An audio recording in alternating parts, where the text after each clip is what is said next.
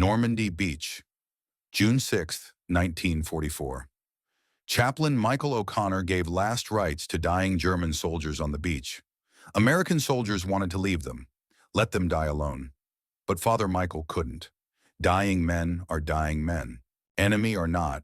He prayed over 17 German soldiers that day, held their hands, spoke words of peace, got beaten by his own unit for it, called a traitor.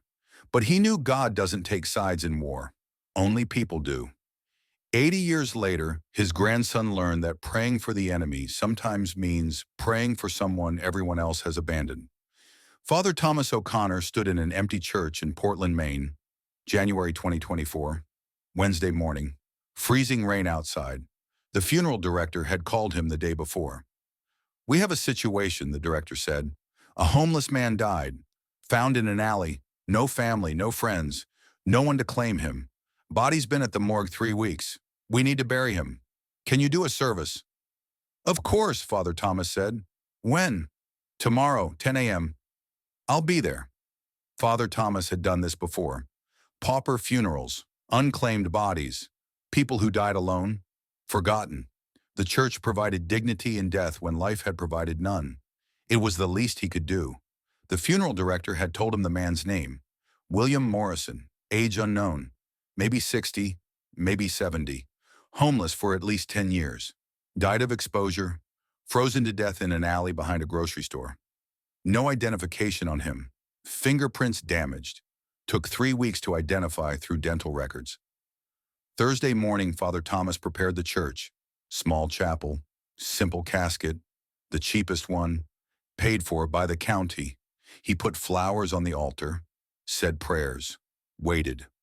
10 a.m. came. The funeral director arrived with the casket. They placed it in front of the altar. Then they waited for mourners who would never come.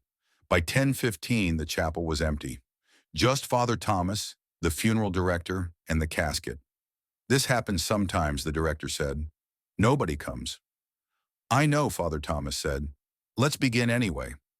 He deserves a proper service, even if no one's here." Father Thomas conducted the full funeral mass. Readings, prayers, eulogy. He spoke about William Morrison, a man he'd never met, a man nobody knew, but a man created in God's image, a man who mattered, even if the world forgot him. "We don't know William's story," Father Thomas said to the empty pews.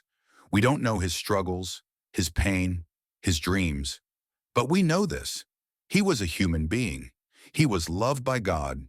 And today, we honor his life, even in this empty room, especially in this empty room." Father Thomas read Psalm 23. "The Lord is my shepherd, I shall not want." His voice echoed in the empty chapel.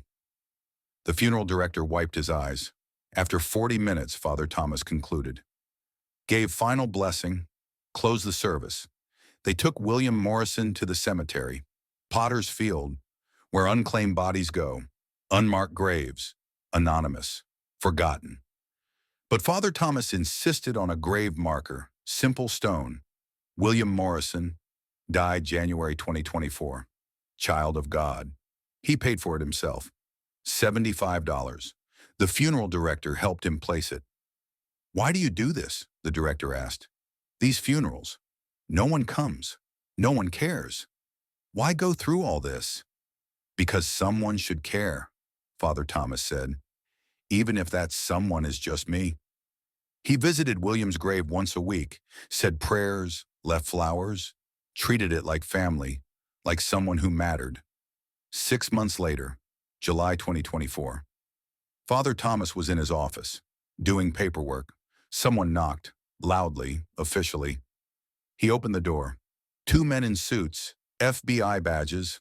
"Father Thomas O'Connor?" "Yes, that's me. I'm Special Agent Rodriguez. This is Agent Chen, FBI. We need to talk to you about William Morrison." Father Thomas's heart sank. "What did I do wrong?" "Nothing," Agent Rodriguez said. "Can we come in?" They sat in his office. Agent Rodriguez opened a file. "Father, you conducted a funeral for William Morrison in January." "Yes, he was homeless, died of exposure. No one claimed him." "We know," Agent Rodriguez said. "We've been looking for him for 12 years." Father Thomas stared. "What?" "William Morrison wasn't homeless," Agent Chen said. "He was a federal witness in protective custody. He testified against a major organized crime family in 2012. Russian mob, human trafficking, murder, money laundering. His testimony put away 17 people, including the head of the organization. Viktor Volkov." Father Thomas couldn't breathe. After the trial, Agent Rodriguez continued. "We relocated William. New identity, witness protection. He was living in Denver, had a new life, new name. But in 2012, he disappeared, walked away from protection. We've been searching ever since." "Why?" Father Thomas asked. "Why would he leave?" "PTSD," Agent Chen said. "Guilt, fear." The trial broke him. He testified against his own brother, Viktor Volkov's second in command. That testimony sent his brother to prison for life. William couldn't live with it. Started drinking, using drugs, left witness protection, became homeless. We tried to find him, couldn't, until you buried him. "How did you find me?" Father Thomas asked. "We monitored death certificates, Agent Rodriguez said, "looking for protected witnesses who go missing. William's dental records pinged our system 3 months ago. Led us here, led us to you." "Okay," Father Thomas said. "Why are you here now? What do you need from me?" Agent Rodriguez pulled out a folder. "Because William left something. Before he disappeared, he made arrangements, set up a trust, instructions that if he died, certain things should happen." "What things?" "He left money," Agent Chen said. "A lot of money." "How much?" $3.7 million. Father Thomas's mouth dropped open. "What?" "William's testimony earned him a large settlement," Agent Rodriguez explained. "Restitution from seized assets. He never touched it, never spent a penny, lived on the streets for 12 years while millions sat in a bank account." "Why?" Father Thomas asked. "We don't know," Agent Chen said, "but his instructions were clear. If he died, the money goes to whoever buried him with dignity, whoever treated him like a human being, whoever gave him a funeral when no one else would. That's you." Agent Rodriguez handed him papers. $3.7 million in trust for you or for your church or for whatever charitable work you see fit. Those were his exact words. Whatever charitable work you see fit. Father Thomas stared at the papers. "I can't accept this." "You have to," Agent Rodriguez said. "It's in his will. Legal, binding. Nobody else can claim it. No family, no friends. Just the person who buried him. That's you." "But I just did my job," Father Thomas said. "I do this for everyone. Nobody comes to these funerals. I do them anyway." "That's why he chose you," Agent Chen said. "He knew." "Knew what?" "That whoever buried him would be someone who cared, someone who saw him as human, even when he was dead and alone. That's the person he wanted to have his money." Father Thomas looked at the papers, at the number, 3.7 million. "I don't know what to say." "Say yes," Agent Rodriguez said. "Take the money. Honor his life. Do the charitable work he wanted."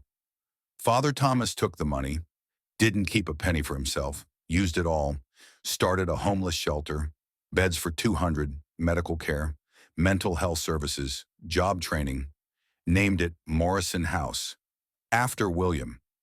In 2 years, Morrison House helped 847 homeless people, got 512 off the streets, into housing, into jobs, into lives.